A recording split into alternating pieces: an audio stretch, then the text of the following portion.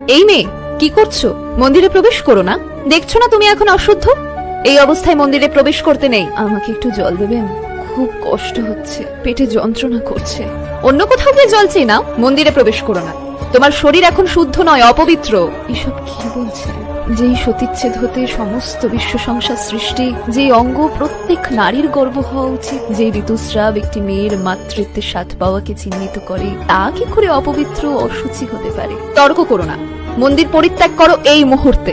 তাহলে তো এই মন্দিরে যেই দেবী মায়ের প্রতিষ্ঠান, তিনিও অপবিত্র। সেই মায়েরও তো ঋতুস্রাব হয়, তিনিও কি তার নিজের মন্দির ত্যাগ করবেন? এসব কি বলছো তুমি?